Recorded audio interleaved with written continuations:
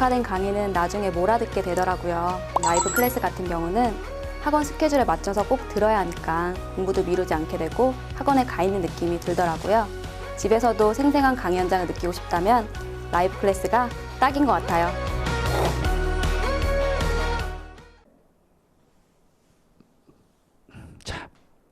자, 그럼 우리 이어서 문제 3번도 바로 풀어보겠습니다. 문제 3번도.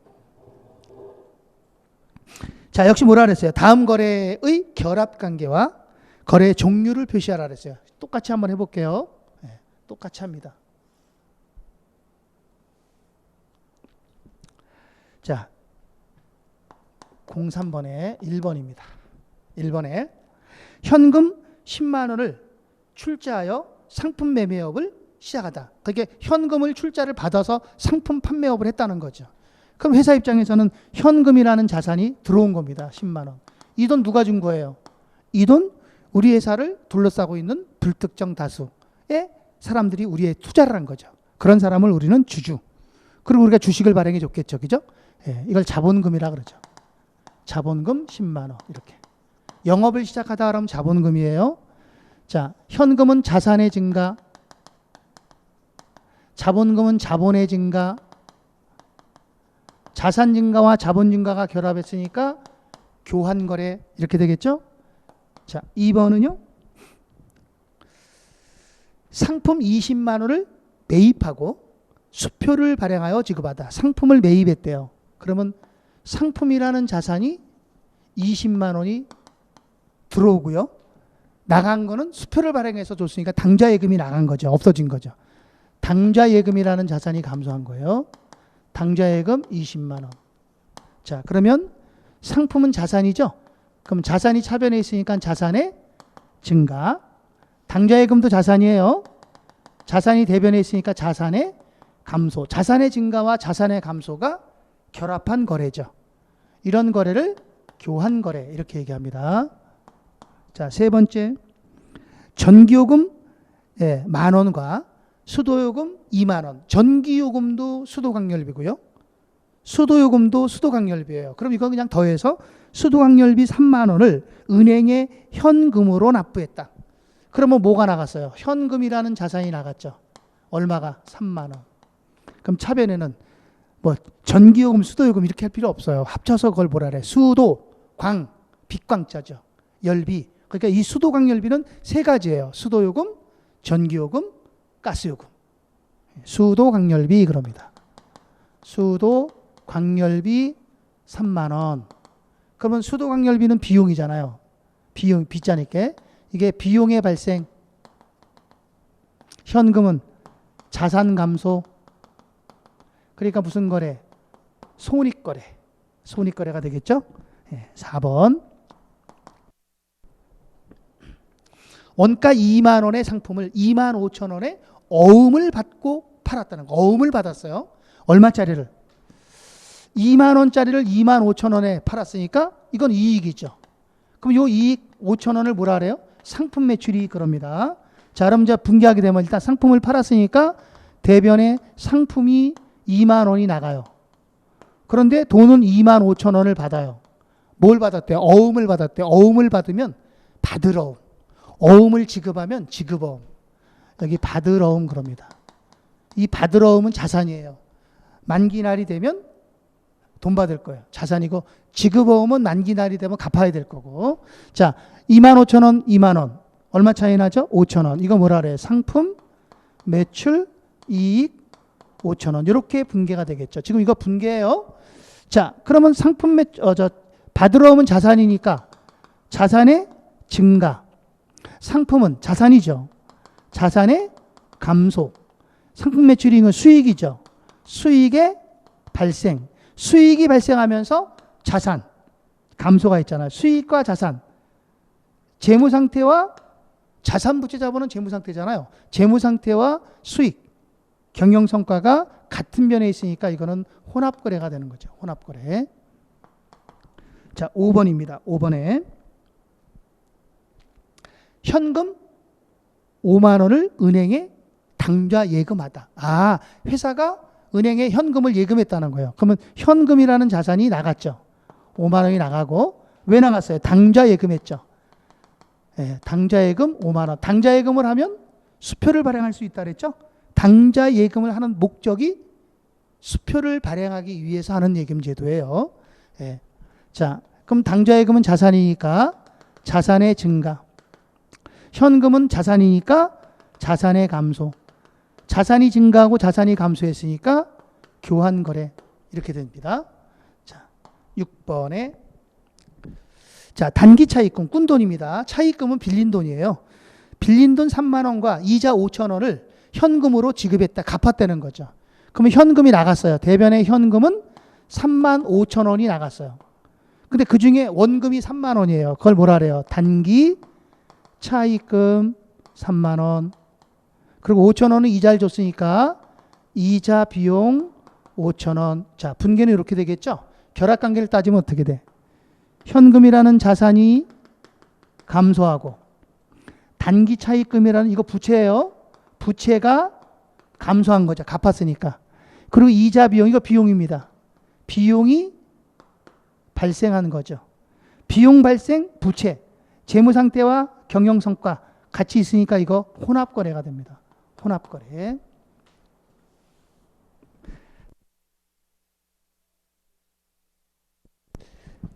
자, 7번입니다. 7번에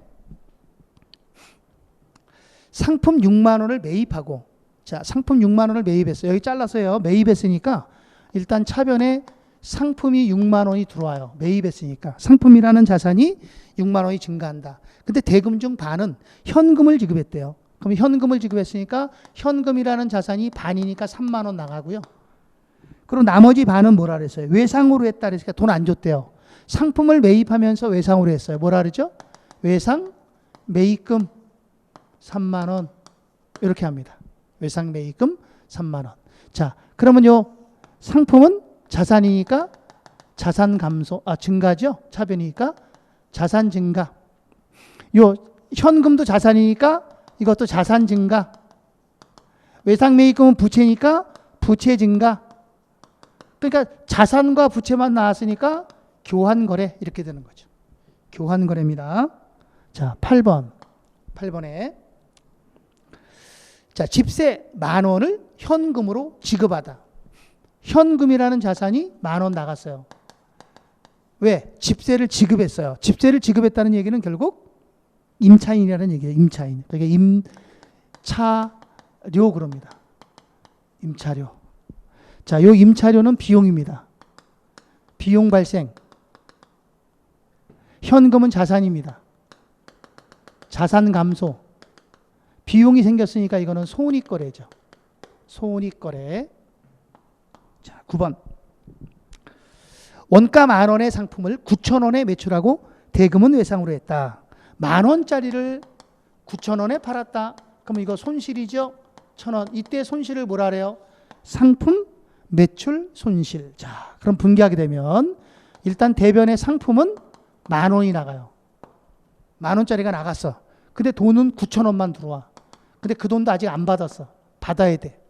그럼 받을 돈이 생겼죠? 그걸 뭐라 그래요? 외상 매출금. 이렇게 하고 끝나면 안 돼요. 이렇게 하고 끝나면 차대변이 안 맞잖아요. 그죠? 그래서 여기 1,000원을 더 써야 돼.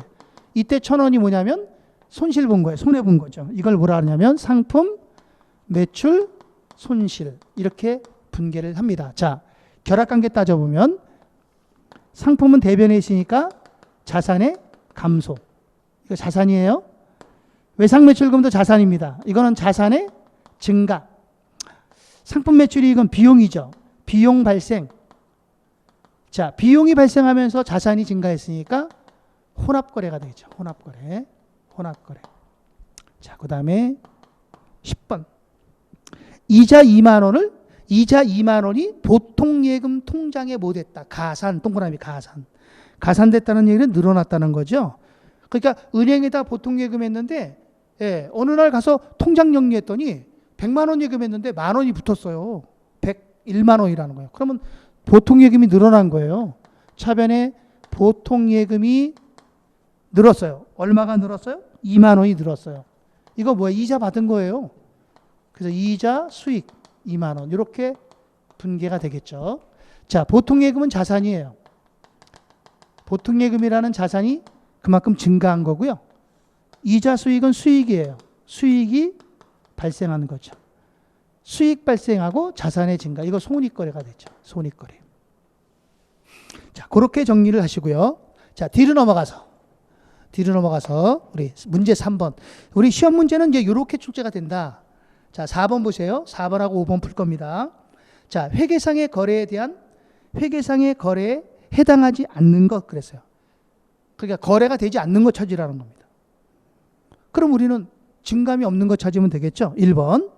재고 자산을 300원에 판매하였으나 그 대금을 아직 받지 못했다.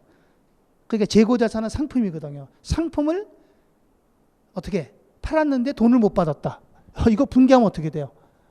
대변에 상품을 팔았는데 돈을 못 받았다. 외상 매출금 얼마? 300원. 이렇게 분개하는 거죠. 그게 이건 거래가 되고요. 2번에 자, 원가 130만 원 상품을 현금 100만 원에 팔았다. 아이고야. 130만 원짜리를 100만 원에 팔았대요. 어휴, 손해 봤잖아요. 얼마? 30만 원. 자, 이거 분개하면 어떻게 돼요? 거래는 분개하면 되는 거예요. 대변의 상품은 130만 원이 나가는데 돈은 100만 원만 받았단 말이에요. 100만 원만 현금을 받았대요. 현금 100만 원. 그럼 30만 원 손해 났잖아요. 이걸 뭐라 그래? 상품 매출 손실 30만 원. 그럼 이거는 혼합거래가 됩니다. 혼합거래. 자, 그다음 지금 뭐 한 거예요? 4번 해야 되는데 지금 4번 해야 되는데 5번 하고 앉았네. 자, 1번은 됐고, 자, 2번은 내비두고,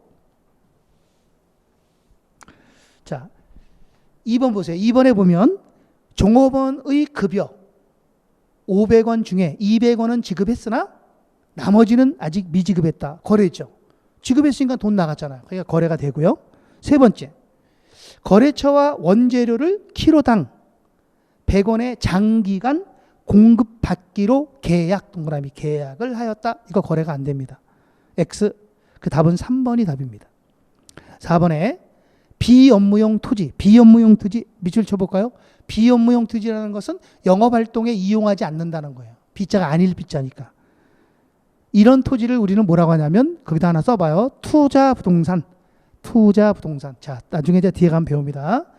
그러니까 투자부동산 1200원을 타회사의 기계장치와 교환했다는 거예요. 그럼 우리 입장에서는 어떻게 될까? 토지가 나갔고 기계장치가 들어왔고 그럼 바뀌었잖아요. 증감이 됐죠. 이 거래가 됩니다. 토지라는 자산은 감소, 기계장치라는 자산은 증가. 거래가 되는 거죠. 자, 그 다음 5번에 거래처의 파산으로 매출채권 1,000원이 제거됐다. 매출채권은요, 받을 돈이거든요.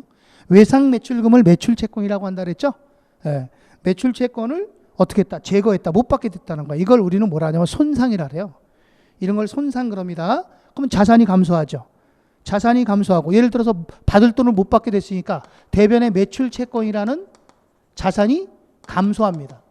그럼 이걸 뭐라고 하느냐? 이거를 우리는 손상, 차손 이렇게 분개를 해요. 이 손상, 차손은 비용이에요. 비용, 매출채권은 자산. 무슨 거래? 손익거래가 되겠죠. 자, 5번입니다. 역시 거래에 해당하지 않는 것 찾으라는 거죠. 1번. 자, 기숙사에 설치된 시설물 100만 원이 도난됐대요. 거래가 되죠. 2번. 원가 130만 원 상품 현금으로 100만 원에 판매했대. 이거 거래되죠? 아까 해봤죠? 3번. 이자 5만 원을 현금으로 지급하다. 거래죠. 4번. 영업소 임대차 계약을 체결하고 여기까지는 거래가 안 됩니다. 임대차 계약한 건 거래 아니거든요. 그런데 1년분 임차료를 120만 원을 현금으로 지급했다는 거예요. 그럼 이건 현금이라는 자산이 감소했잖아요. 그래서 거래가 됩니다. 5번. 직원과 월급 200만 원의 고용 계약을 체결했다. 이것도 거래가 안 되죠. 답은 5번입니다. 자, 이렇게 거래가 되느냐 안 되느냐 이걸 묻는 문제가 종종 출제가 됩니다. 그래서 중요한 것들이에요. 자, 그 다음 이제 그 옆에 보면 7번에 계정이라고 나오죠. 계정. 자, 우리 계정은 뭐 크게 중요한 건 없는데요. 그래서 계정은 간단하게 설명을 합니다. 계정. 이 계정이라는 것은요, 계산한다는 뜻입니다. 계산. 어카운트. 자, 카운터 그러면 계산하는 곳이잖아요. 그죠? 카운터. 계산한다는 뜻이잖아요. 어카운트. 그래서 우리는 이 계정을 AC, 약자로 이렇게 써요. AC, 어카운트. 이렇게 얘기합니다. 그럼 계정이라는 건 뭐냐? 계정이라는 것은 회계상의 계산 단위를 말하는 거예요. 계산 단위.